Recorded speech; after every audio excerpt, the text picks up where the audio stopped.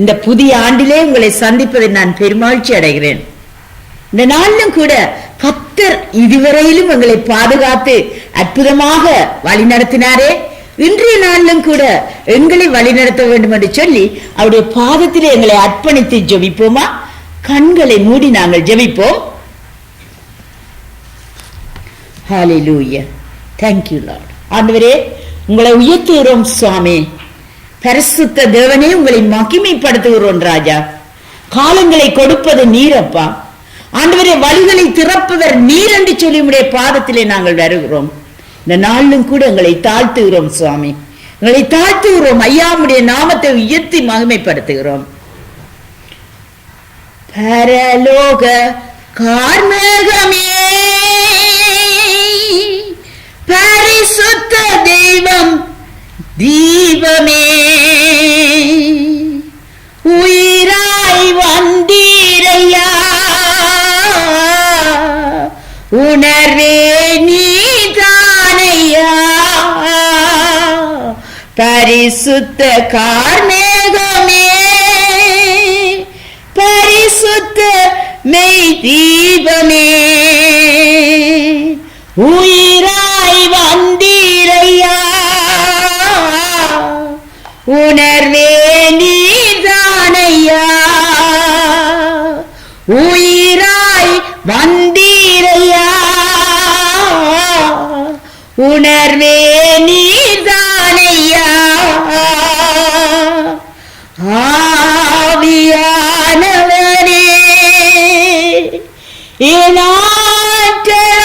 ஆற்றலானவரே, ஆவியானவரே, ஆற்றலானவரே, அறிவு புகட்டுகின்ற நல்லாவியாய் வந்தீரே, அறிவு புகட்டுகின்ற நல்லாவியாய் வந்தீரே, இறுதி வரை என்றென்றைக்கும், இறுதி வரை என்றென்றைக்கும் எனக்குள்ளே வாழ்பவரே, எனக்குள்ளே வாழ்பவரே,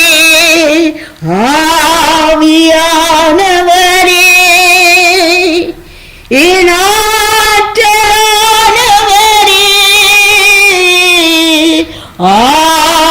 ஆவியானவரே, ஆற்றலானவரே, மேன்மையாய் உயர்த்தினீரே, இன்பமாய் பாடுகின்றேன். மேன்மையாய் உயர்த்தினீரே, இன்பமாய் பாடுகின்றேன். இறைவாக்கு என்னாவில், இறைவாக்கு என்னாவில், என் வழியாய் பேசுகிறீர் நீர், என் வழியாய் பேசுகிறீர்.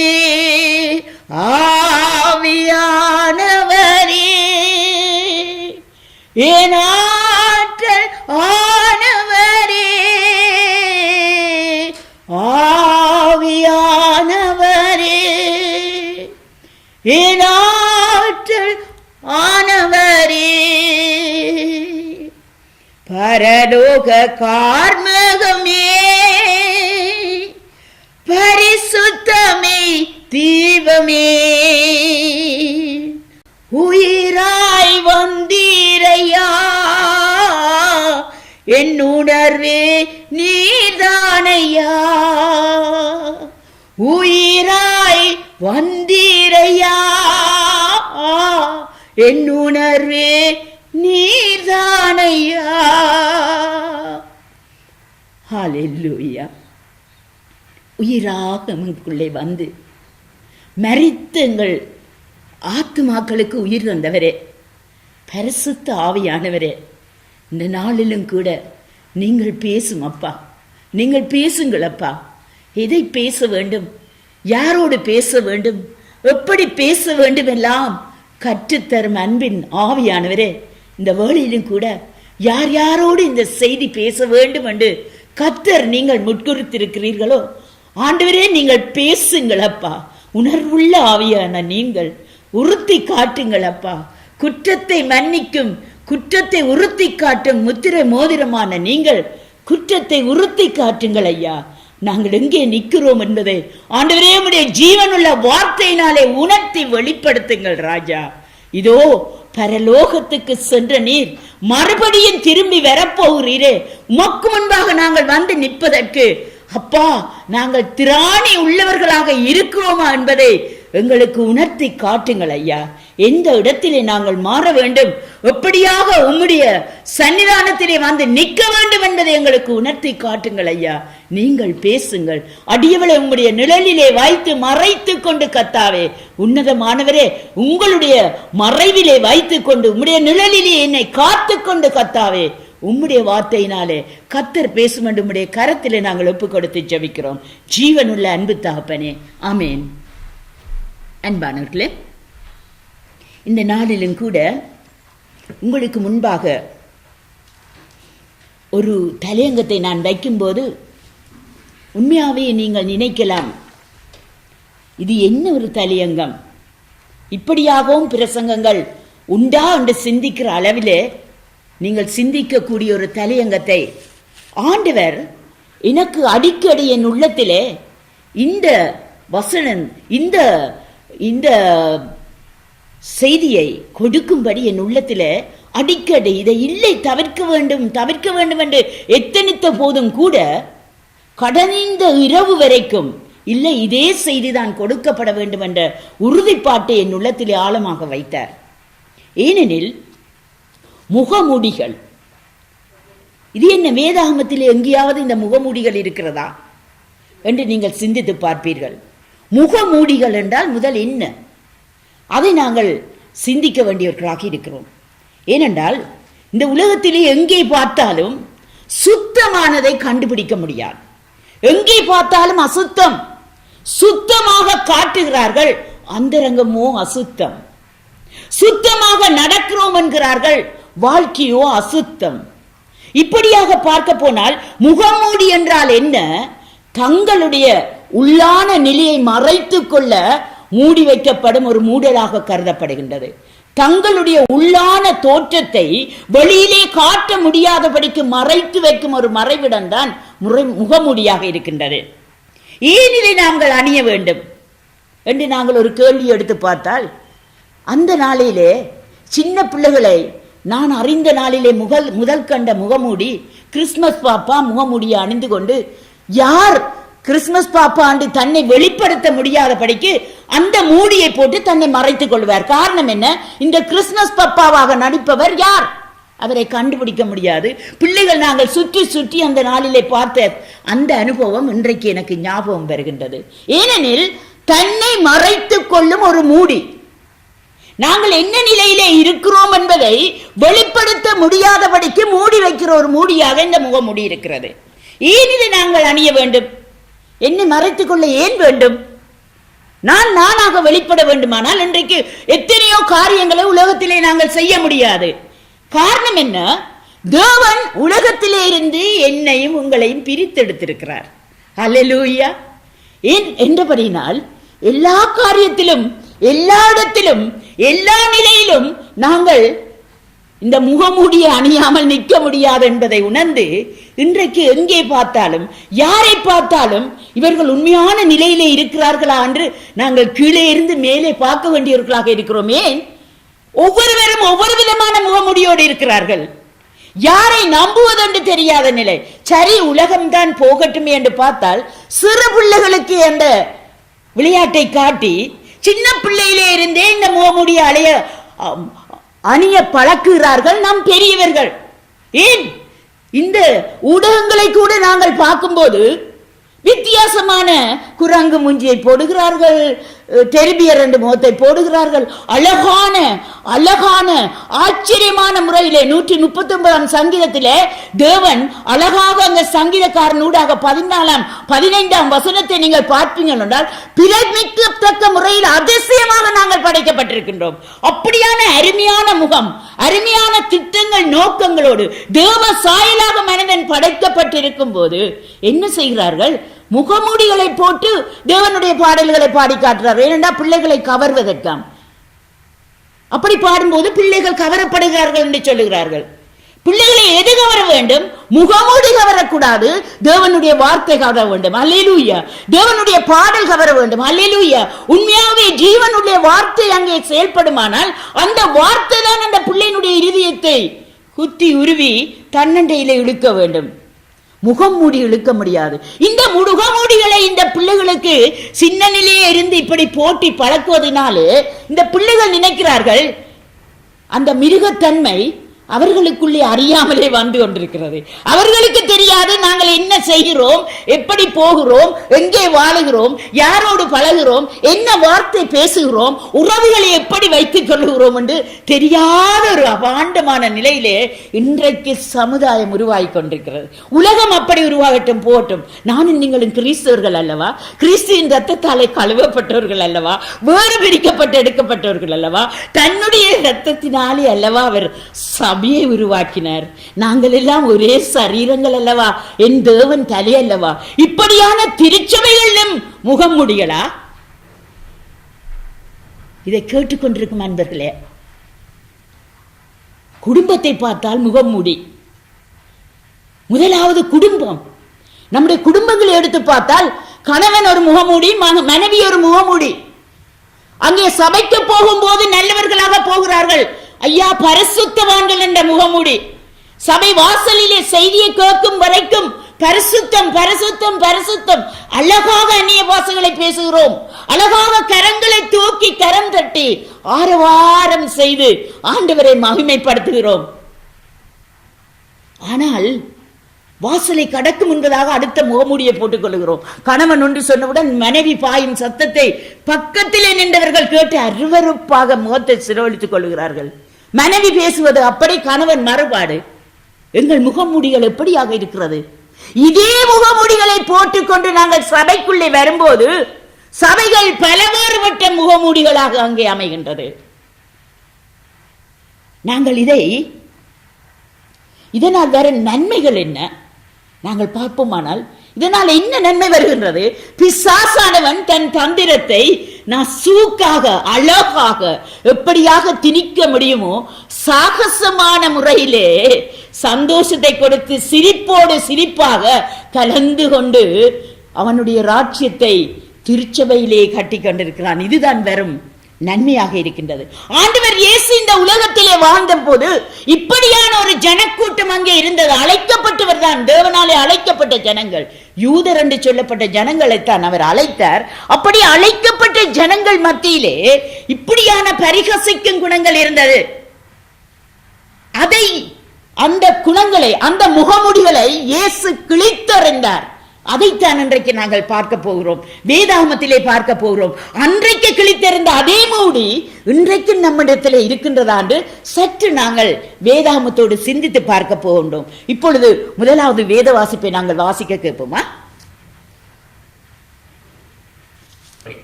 மத்தேயு 23ஆம் அதிகாரம் 1-3 வரை. பின்பு இயேசு ஜனங்களையும் தம்முடைய சீசர்களையும் நோக்கி, வேதபாரகரும் பரிசேயரும் மோசேயினுடைய ஆசனத்தில் உட்கார்ந்திருக்கிறார்கள்.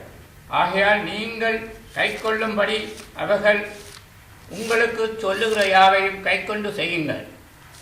அவர்கள் செய்கையின்படியோ செய்யாதிருங்கள். ஏனெனில் அவர்கள் சொல்லுகிறார்கள், சொல்லியும் செய்யாதிருக்கிறார்கள். ஹல்லேலூயா. பாருங்கள் என்ன நடக்கிறது. இந்த சம்பாஷணை எங்கே வருகின்றது என்று பார்த்தால் அது மத்தேயு 23ஆம் அதிகாரத்திலே வரும் முன்பதாக 22ஆம் அதிகாரத்தை நாங்கள் பார்ப்போமானால் அங்கே ஒரு நியாய சாஸ்திரி என்று சொல்லப்படுகிற ஒருவர் இயேசுவிடத்திலே குற்றத்தை கண்டுபிடிக்க வேண்டும் என்று இயேசுவிடத்திலே வந்து கேட்கிறார். கற்பனைகளிலே கற்பனையின் பெரிய கற்பனை எது என்று சொல்லி இயேசுவினிடத்திலே கேள்வி கேட்கிறார். பாருங்கள் எப்படியாக இன்றைக்கும் அப்படித்தான் நடக்கின்றது. கற்பனைகளிலே எந்த கற்பனை பெரியது என்று சொல்லி கற்பனையை கொடுத்த கர்த்தரிடத்திலே வந்து அங்கே நியாய சாஸ்திரி கேட்கின்றார். நியாயத்திலே அவர்களின் நியாய சாஸ்திரி ஒருவன் அவரை சோதிக்கும்படி, அதுதான் அங்கே இருக்கின்றது, சோதிக்கும்படி வருகின்றான். எனவே அவன் சொந்த அந்த உருவத்தோடு வரவில்லை. அவன் எப்படி வருகின்றான்? அவன் இன்னொரு மாறுவேடம். அவனுடைய உள்ளம் முழுவதும் என்ன? அந்த சுத்த இருதயம் அல்ல, அவனுடைய நோக்கம் முழுவதும் இயேசுவை அந்த சோதனையிலே விழுத்த வேண்டும் என்பதற்காக அங்கே வந்து கேட்கின்றான் இயேசுவிடத்திலே. இயேசு அவனை நோக்கி, உன் தேவனா போதகரே, நியாய பிரமாணத்திலே எந்த கற்பனை பிரதானமானது என்று கேட்டான். இயேசு அவனை நோக்கி 22ஆம் அதிகாரம் 36, 37 வசனங்களை நான் வாசிக்கிறேன். இயேசு அவனை நோக்கி, உன் தேவனாகிய கர்த்தரிடத்திலே உன் முழு இருதயத்தோடும் உன் முழு ஆத்மாவோடும் உன் முழு மனதோடும் அன்பு கூறுவாயாக. முழுமை. அன்பானவர்களே, தேவன் என்ன சொல்லுகிறார்? அவர் எதிர்பார்ப்பது முழுமை. அங்கே முழுமை வரும்போது அங்கே மற்றவைகள் நிறைய போவதற்கு இடமே இருக்க முடியாது. அந்த முழுமையை இயேசு எடுத்து கூறினார். அந்த 3 இடத்திலே பாருங்கள், முழு மனதோடு, முழு ஆத்மாவோடு, முழு பலத்தோடு. அது மாத்திரமல்ல, அவன் ஒரு முதலாவது கற்பனை தான், இது முதலாவது பிரதான கற்பனை. ஆனால் இங்கே பாரு, உனக்கு நீ கேட்டதற்கு இன்னும் ஒரு பதிலை சொல்லுகிறேன் என்று இதற்கு ஒப்பாயிருக்கிற 2வது கற்பனை என்னவென்றால், உன்னிடத்திலே நீ அன்பு கூறுகிறது போல பிறனிடத்திலும் அன்பு கூறுவாயாக என்று சொல்லி போட்டு என்பதே இவ்விரண்டு கற்பனைகளிலும் நியாய பிரமாணம் முழுமையும் தீர்க்க தரிசனங்களும் அடங்கி இருக்கிறது என்றார். அல்லேலூயா. எத்தனையோ சட்டங்கள் இருக்கலாம், எத்தனையோ திட்டங்கள் இருக்கலாம், எத்தனையோ வழிமுறைகள் இருக்கலாம், எத்தனையோ நியாய சாசனங்கள் இருக்கலாம். ஆனாலும் கர்த்தர் சொல்லுகிறார், அத்தனையும் உள்ளடக்கி இந்த 2 கற்பனையும் கொடுத்தார். எதற்காக? நம்முடைய முழுமை அந்தரங்கமாக, அங்களுடைய அந்தரங்கங்கள் முழுமையும் சுத்தமாக இருக்க வேண்டும் என்பதற்கு. இப்படியே இதை சொல்லிய பிற்பாடுதான் அங்கே 23ஆம் அதிகாரத்திலே இப்பொழுது வாசிக்கப்பட்டதை கேட்கிறோம். எப்படி கேட்கிறார்? அவர் சொல்லுகிறார், இந்த சுத்தத்தை நான் காணவில்லை. அதற்காகவே அவர் மறைமுகமாக சொல்லுகிறார், இங்கே கேட்கிறவர்களுடைய இருதயங்களை நான் காண்கிறேன், அது எப்படியாக இருக்கிறது என்று சொல்லி போட்டு இயேசு ஜனங்களை, தம்முடைய சீசர்களை நோக்கி பார்த்து இதை சொல்லிவிட்டு சொல்லுகிறார். என்ன சொல்லு? ஆகையால் நீங்கள் கைக்கொள்ளும், என்ன வேத பாரகரும் பரிசேயரும் மோசேயினுடைய ஆசனத்திலே உட்கார்ந்திருக்கிறார்கள். ஆகையால் நீங்கள் கைக்கொள்ளும்படி அவர்கள் உங்களுக்கு சொல்லுகிற யாவையும் கை கொண்டு செய்யுங்கள். ஏனென்றால் அது அங்கே மோசேக்கு கொடுக்கப்பட்ட சட்ட திட்டங்களாக இருக்கிறது. அவர்கள் சொல்லுகிறதை கை கொண்டு செய்யுங்கள், அவர்கள் செய்கையின்படியோ செய்யாதிருங்கள். இதுதான் முகமுடியாக இருக்கிறது. அவர்கள் செய்கையின்படியோ செய்யாதிருங்கள். அவர்கள் சொல்லுகிறார்கள், ஆனால் அவர்கள் செய்கிறது வேறு. இன்றைக்கும் அப்படித்தான் இருக்கிறது. அதே பரிசேயர், அதே ஆயக்காரர், அதே நியாய சாஸ்திரிகள் இன்றைக்கும் தேவனுடைய பரிசுத்த சபைகளை பரிசுத்த குலைச்சலாக்கி கொண்டிருக்கும் காலமாக இருக்கின்றது. ஏனெனில் இது கிறிஸ்துவனுடைய வருகையின் நாட்கள். இது கிறிஸ்துவனுடைய வருகையின் நாட்கள் ஆரம்பமாகி கொண்டிருக்கிற இந்த நாட்களிலே எங்கே பார்த்தாலும் அக்கிரம மிகுதியினாலே அன்பு தணிந்து போய்கொண்டிருக்கின்றது. அன்பு தணிந்து போய்கொண்டிருக்கிறது. அன்பை தேடி சபையிலே ஓடிக்கொண்டிருக்கும் ஒரு விசுவாசி அந்த இடத்திலே இப்படியான முகமூடிகளை காண்பானால் அவன் அன்பை எங்கே பெற முடியும்? அவன் அன்பை எங்கே பெற முடியும்? எனவேதான் இயேசு சொன்னார், அவர்கள் செய்கையின்படியோ செய்யாதிருங்கள் என்று சொல்லிவிட்டு 4வது வசனம் சொல்லும் போது, சுமப்பதற்கு அரிய பாரமான சுமைகளை கட்டி என்ன செய்கிறார்கள்? மனுஷர்களுடைய தோளின் மேல் சுமத்துகிறார்கள். தாங்களோ ஒரு விரலினாலும் அவைகளை தொடமாட்டார்கள். தாங்களோ அதை ஒரு விரலினாலும் தொடமாட்டார்கள். வார்த்தையை சொல்லுகிறார்கள், ஆனால் வாழ்க்கையிலோ வார்த்தை இல்லை. வார்த்தையை சொல்லுகிறார்கள், அவர்களுடைய ஜீவியமோ வறுமையாக இருக்கிறது. சாட்சி பகர வேண்டிய நம்முடைய வாழ்க்கை சாட்சியற்றவர்களாக போகின்றது என்றால் காரணம் என்ன? அந்த ஜீவனுள்ள தேவனுடைய அந்த முழுமை நமக்குள்ளே இல்லை. அவர் கொடுத்த முழு மனது அவருக்குள்ளே இருக்குமானால் அந்த குறைவுகளுக்குள்ளே மற்றவன் நிறைவை கொண்டு வந்து போட முடியாத ஒரு நிலைமையாகின்றது. மாத்திரமல்ல, அதுவும் அடுத்த வசனத்தை நாங்கள் கேட்போமானால், அப்படிப்பட்டவர்களுடைய முகத்திரையை தேவன் நேரடியாக கிழித்து எறிந்தார். இன்றைக்கு சொல்லுகிறார்கள், கிருபையின் தேவன் சத்தியங்களை இப்படியாக கொடுக்க கூடாது என்று கூடி தடை கூட செய்கிறார்கள். கிருபையின் சத்தியம், ஆசீர்வாதத்தின் சத்தியம், இன்றைக்கு அழகான சத்தியங்கள் சபையிலே வெளிவந்து கொண்டிருக்கின்றன.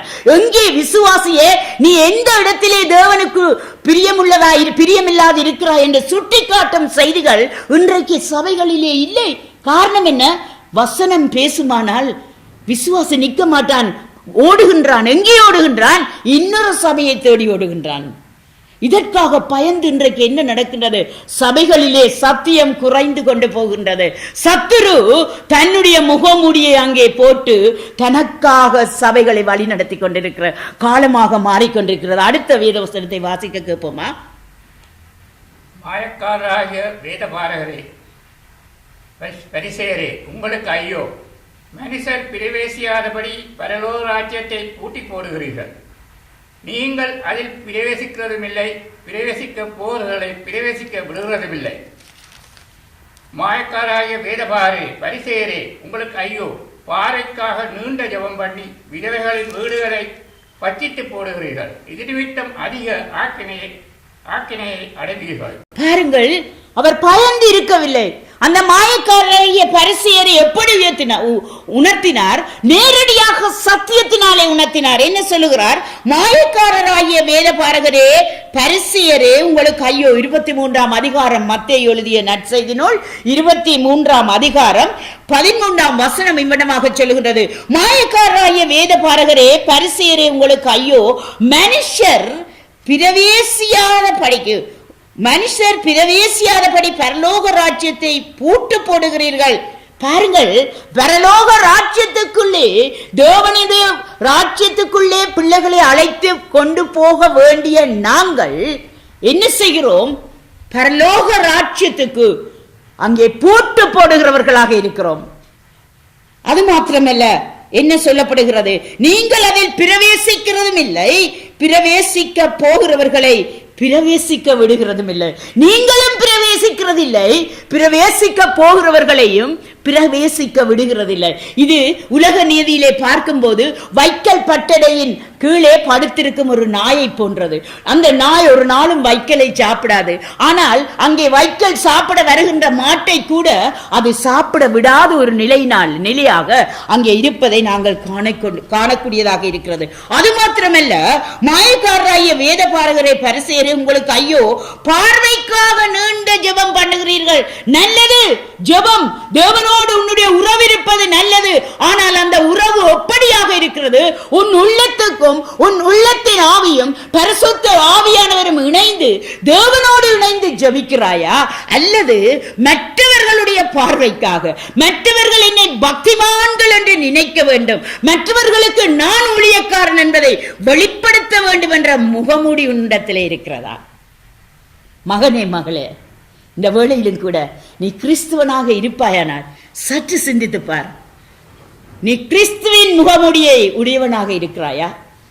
அல்லாவிட்டால் உன்னுடைய முழுமையான இருதயமும் அவரால் நிரப்பப்படாமல் பார்வைக்கு நீண்ட ஜெபம் செய்து மற்றவர்களை அங்கே விதவைகளின் வீடுகளை பட்சித்து இதனாலே ஆக்கின தீர்ப்பு அடைகிற பரிசேயனையும் வேத பாரகனையும் போல் நம்முடைய வாழ்க்கை இருக்கிறதா? சற்று சிந்தித்து பார்க்க அழைக்கப்படுகின்றோம். நம்முடைய முகமுடி எப்படியாக இருக்கின்றது?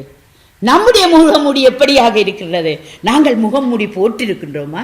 இந்த வேளையில நாங்கள் முகமூடி போட்டிருப்போமானால் சற்று சிந்தித்து தேவனுடைய சன்னிதானத்தில் எங்களை அர்ப்பணிக்கும் போது தேவன் அந்த வருகையிலே நாங்கள் எந்த முகமூடியோடு அவரை சந்திக்க போகிறோம், அந்த சிந்தனையோடு நீ அவரை நெருங்குவாயானால் நிச்சயமாக நீ எந்த இடத்திலே இருக்கிறாய் என்பதை தேவன் உனக்கு வெளிப்படுத்துவார். ஹல்லேலூயா! தேவன் உன்னை வெளிப்படுத்த உன் இருதயத்தை முற்றுமாக முழுமையாக அவருடைய பாதத்தில் நீ கொடுப்பாயானால் இந்த நிமிஷத்திலும் அவர் உன்னை வெளிப்படுத்தி உனக்கு வெளிப்படுத்துவது மாத்திரமல்ல, தான் உன்னை நிரப்ப வல்லவராக இருக்கிறார். ஹல்லேலூயா. ஜெபிப்போமா? தகப்பனே, இந்த நாளிலும் கூட வார்த்தையால் பேசினவரே அப்பா, மாயக்காரராகிய அப்பா பரிசேயரை கடிந்துரைத்தது போல இன்றைய நாளிலும் கூட பரிசேயர், சதுசேயர், வேத பாரகர் ஆண்டவரே இன்றும் வாழ்ந்து கொண்டிருக்கிறார்களே சபையிலே.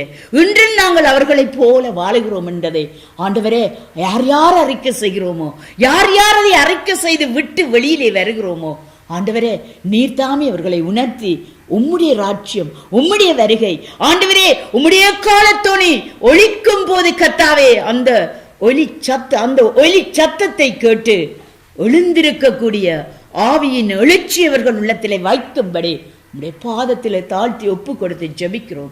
எங்களை தாழ்த்துகிறோம் சுவாமி. நாங்கள் ஒன்றும் இல்லையப்பா ஆண்டவரே, உம்முடைய வருகைக்காக ஆயத்தப்பட வேண்டிய மணவாட்டி திருச்சபைகள் அப்பா கரைதிரை இல்லாமல் கழுவப்பட்டு உம்முடைய வருகைக்கு ஆயத்தமாக காத்திருக்க கர்த்தர் தாமே உம்முடைய கரத்திலே எடுத்த பாவியங்கள் என்று சொல்லி உம்முடைய கரத்திலே ஒவ்வொரு திருச்சபைகளையும் நீர் யார் யாரை மீட்க வர இருக்கிறீரோ ஒவ்வொரு திருச்சபைகளையும் கர்த்தாவே உம்முடைய திரு சமூகத்திலே நான் ஒப்பு கொடுத்து ஜெபிக்கிறேன். கர்த்தாவே நீங்கள் பேசுங்கள், கர்த்தாவே நீங்கள் சுத்திகரிங்கள், கர்த்தாவே நீங்கள் வெளிப்படுத்துங்கள் ராஜா. ஒவ்வொரு திருச்சபைகளுக்கும் பின்மாறி பொழியட்டும். ஒவ்வொரு திருச்சபை மக்களும் ஆண்டவரே விழிப்புணர்வு கொண்டு எழும்பட்டும் ஐயா. ஒவ்வொரு திருச்சபையின் சூழ இருக்கிற நாடுகள் மீட்கப்படட்டும் சுவாமி. இதை பார்த்து கொண்டிருக்கிற இருதயங்கள் கர்த்தாவே உம்முடைய சமூகத்துக்கு மீட்கப்படட்டும். உம்முடைய வருகையிலே நாங்களும் அவர்களை சந்திக்கத்தக்கதாக எங்களையும் கர்த்தாவே உங்களுடைய பாதத்திலே தாழ்த்தி ஒப்பு கொடுக்கிறோம். கனம் துதி மகிமையெல்லாம் உங்களுக்கே செலுத்துகிறோம் ஐயா. தனிமையில, வெறுமையில, கைவிடப்பட்ட நிலைமையில, இப்படியான முகமுடிகள் போடப்பட்ட குடும்பங்கத்துல ஐயா பாதிப்படைந்து தள்ளப்பட்ட மனைவிமார்கள், கணவன்மார்கள், பிள்ளைகள் ஆண்டவரே சபையினாலே தள்ளப்பட்ட விசுவாசிகள் இவர்களுக்காக உம்முடைய பாதத்திலே வருகிறோம். என் கர்த்தர் இவர்களுக்காக ஜீவனை கொடுத்தீரப்பா. என் கர்த்தர் இவர்களுக்காக ரத்தம் சிந்தினீர் ராஜா. நீ தாமே இவர்களை உம்முடைய கரத்திலே பற்றி உம்முடைய மறைவிலே சேர்த்துக் கொள்ள வேண்டும் என்று இயேசுவின் இனிய நாமத்திலே ஜெபம் கேட்டு நிற்கிறேன் அன்பு தாப்பனே. ஆமேன். அன்பானவர்களே, இந்த நாளிலும் கூட நிச்சயமாக இந்த முகமூடியானது நாங்கள் எந்த முகமூடியிலே நீங்கள் இருக்கிறீர்கள் என்பதை உங்களுக்கு உறுத்தி உங்களை வெளியிலே கொண்டு வந்து விட்டது என்று நான் விசுவாசித்து ஆண்டவருக்கு நன்றி செலுத்துகிறேன். இந்த வேளையிலும் கூட இந்த வாய்ப்பை எனக்கு தந்த மேனுவேல் கிறிஸ்தவ ஒளிபரப்பு கூட்டு ஸ்தாபனத்தாரை வாழ்த்தி அவர்கள் இன்னும் பலக பெருக இன்னும் அநேக ஊழியங்களுக்குள்ளே தங்களை அர்ப்பணிக்க வேண்டும் என்று ஆண்டவருடைய பாதத்தில் ஒப்புக் கொடுத்து உங்களிடத்திலிருந்து விடைபெறுகிறேன். அன்பானவர்களே, நீங்கள் இதுவரையிலும் எங்களோடு அநேகம் பேர் தொலைபேசிகள் மூலம் ஜெபங்களுக்கு எடுக்கிறீர்கள், உங்களுடைய சந்தேகங்களை கேட்டு விடை பெற்றுக் கொள்கிறீர்கள். இன்னும் நீங்கள் எடுங்கள், எங்களோடு தொடர்புகளை வைத்துக் கொள்ளுங்கள். இந்த செய்திகளில் இருக்கிற குறைவுகள் நிறைவுகளை எங்களோடு சேர்ந்து கலந்து எங்களை இன்னும் கர்த்தருடைய பாதத்திலே உற்சாகமாக கட்டி எழுப்புங்கள் என்று சொல்லி உங்களிடத்திலே இருந்து விடைபெறுகின்றேன். நன்றி.